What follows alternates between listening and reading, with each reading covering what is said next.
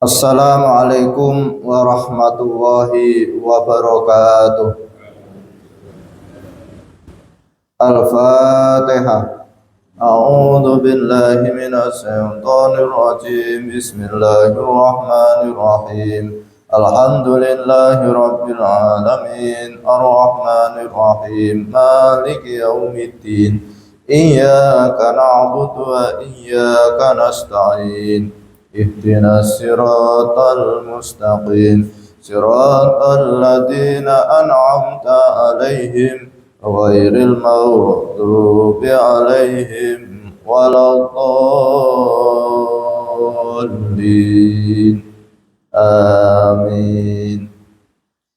Bismillahirrahmanirrahim. Utawi muhlikat ingkang kaping 6 iku donya. Weruha sira setuhune donya iku satrune Allah. Krana setuhune donya iku dadi nyegah ing wong kang lumaku maring Allah. Lan donya iku dadi satrune para kekasih Allah. Krana setuhune donya iku padha paes-paes kelawan pira-pira paesane supaya den demeni ing para kekasih Allah. Maka padha sabar para wali kabeh adoh saking demen donya. Lan donya iku dadi satrune para satrune Allah kaya wong kafir. Krana setuhune donya iku padha nipu ing wong kafir kabeh lan padha ngangelake ing wong kafir kabeh. Mongko hak sira kabeh mukmin arep nyatru donya lan sengit ing donya. Krana wis pira-pira ayat Quran ingkang nuduhake maring wajibe sengit ing donya.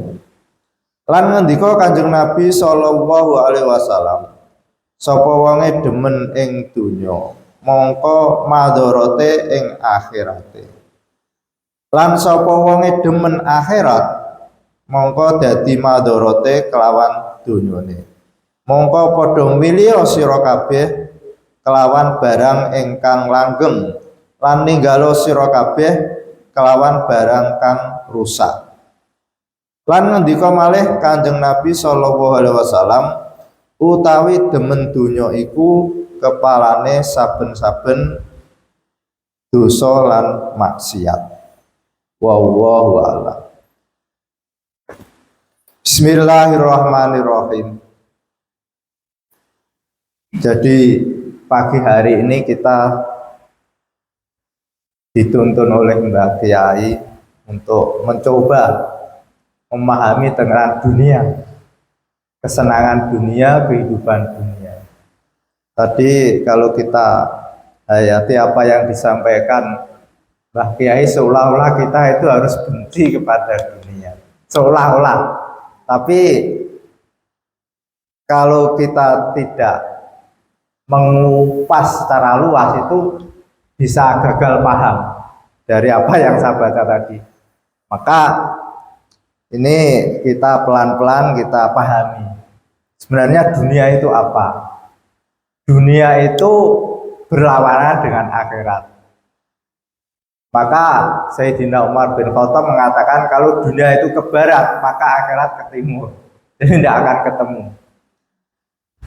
Dunia itu segala sesuatu, keuntungan, kesenangan, kelezatan yang kita peroleh sebelum kita mati, sebelum kita meninggal, itu dunia. Jadi kita pahami kuncinya. Jadi dunia itu segala sesuatu keuntungan, kenikmatan, kesenangan, kelezatan yang kita peroleh sebelum kita meninggal, sebelum kita mati. Itu namanya dunia. Nah, bentuknya bisa berupa mobil, bisa berupa rumah, bisa berupa wanita, bisa berupa jabatan bentuknya. Yang kita peroleh di mana kita itu merasa senang. Senang sebelum kita mati. Jadi itu dunia. Sedangkan akhirat segala sesuatu kenikmatan, kesenangan yang kita peroleh setelah kita meninggal. Nah, maka tidak akan ketemu toh. Karena kenikmatan yang kita peroleh sebelum meninggal dengan kenikmatan yang kita peroleh setelah kita meninggal. Nah, ini orang di dalam mensikapi kehidupan dunia itu ada tiga golongan. Golongan yang pertama, orang itu di dalam mencari keuntungan, kesenangan, kelezatan sebelum dia mati, dalam arti masih hidup di dunia ini, itu dituntun oleh keinginan hawa nafsunya. Ini kuncinya. Jadi kalau golongan yang pertama, seseorang yang mencari keuntungan, mencari kesenangan, mencari kenikmatan di dunia ini, tapi dia didorong oleh keinginan hawa nafsunya. Dia dituntun oleh hawa nafsunya. Sehingga seseorang yang senang kuliner, makan, di mana di situ ada makanan apa itu soto, apa itu bakso, tapi yang didorong dia makan itu adalah untuk menyenangkan, memuaskan hawa nafsunya. Itu ada orang yang seperti itu, sehingga di mana ada bakso, di mana dia cari ke sana. Ada nasi kikil di sana dia cari, ada sate kambing yang sunduknya pakai ruji, di mana di Klaten apa dicari ke sana. Itu tapi dituntun keinginan hawa nafsunya. Ada lagi orang yang mencari kesenangan, kepuasan kehidupannya itu mencari jabatan. Sehingga dia berusaha, cita-cita dari pagi sampai malam berpikir bagaimana punya jabatan, sehingga dia bisa dimuliakan oleh orang lain. Ketemu orang mesti salaman. Itu ada orang yang tipenya seperti itu, sehingga dia itu gila dengan jabatan, tapi yang dituntun oleh hawa nafsu. Ada lagi orang yang kesenangannya itu kalau punya uang banyak, sehingga dia dari pagi sampai malam berpikir bagaimana bisa mengumpulkan uang yang banyak tanpa berpikir tentang halal dan haram, karena yang menuntun itu hawa nafsunya. Ini tipe yang atau golongan yang pertama. Golongan yang kedua itu adalah orang yang mencari keuntungan, kesenangan, kenikmatan kehidupan dunia ini dalam rangka untuk memperoleh keuntungan di akhirat. Dia makan itu bukan karena hawa nafsu yang mendorong, tapi dia sadar bahwa saya makan ini biar saya sehat. Kalau saya sehat bisa melaksanakan perintah Allah, bisa sholat. Nah, orang tidak makan kan jadi sakit. Maka ketika dia makan, dia ingat bahwa saya makan ini bukan karena menuruti hawa nafsu saya, tapi menuruti keuntungan diri saya biar saya sehat, bisa melaksanakan perintah Allah. Kan beda dong. Jadi beda dengan tadi, dia berarti karena kesenangan hawa nafsu, tapi ini dia makan karena biar dia sehat, bisa melaksanakan perintah Allah. Sama-sama makan, tapi keinginannya atau yang mendorong itu beda. Maka niat ini tidak. Maka kalau orang yang dituntun oleh hawa nafsunya, dia makan tidak baca bismillah, pokoknya makan. Tapi kalau orang yang ingin keuntungan di akhirat karena biar sehat, lalu dia pada saat makan itu ingat paling tidak membaca bismillah. Bisa ditambah lagi Allahumma barik lana fima royaktana wa qina adzabannar. Dia sadar bahwa dia makan ini dalam rangka untuk menjauhkan dari siksa api neraka, yaitu sehat lalu melaksanakan perintah. Begitu juga dia mengumpulkan harta, berdagang, punya perusahaan. Itu yang mendorong bukan hawa nafsunya, tapi Untuk keuntungan akhirat, kalau saya punya uang banyak, saya bisa mengeluarkan zakat yang banyak, bisa untuk berhaji, bisa untuk umroh, bisa untuk bersedekah. Dengan sama-sama mengumpulkan uang, tapi beda yang mendorong. Yang awal tadi didorong oleh hawa nafsunya, yang kedua didorong oleh keuntungan akhirat, oleh agama. Kan beda. Nah, tentu yang dilakukannya pun beda. Kalau orang yang didorong oleh kepentingan akhirat, walaupun toh dia punya perusahaan besar, dia berdagang, itu dalam hatinya yang pertama, saya berdagang ini agar tidak menjadi orang yang meminta-minta, tidak bergantung pada orang lain. Itu yang pertama. Jadi niatnya orang berdagang, orang yang mencari uang, semangat itu yang pertama agar dia itu tidak meminta-minta, tidak menggantungkan hidupnya pada orang lain.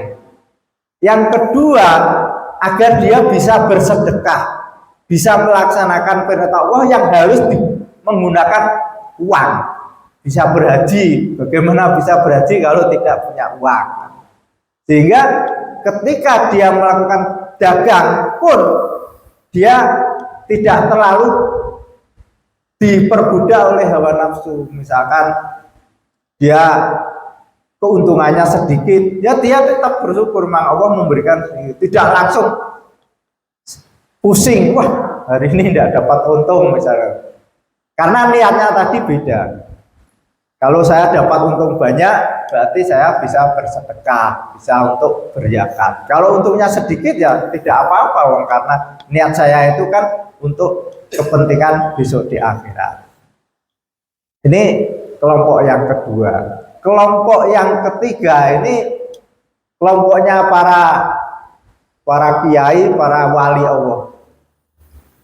Jadi kelompok yang ketiga ini kelompok paling tinggi, yaitu dia di dalam mencari keuntungan kehidupan dunia ini, keuntungan di dunia ini, dia merasa bahagia, merasa puas kalau bisa melaksanakan perintah Allah dengan sebaik-baiknya.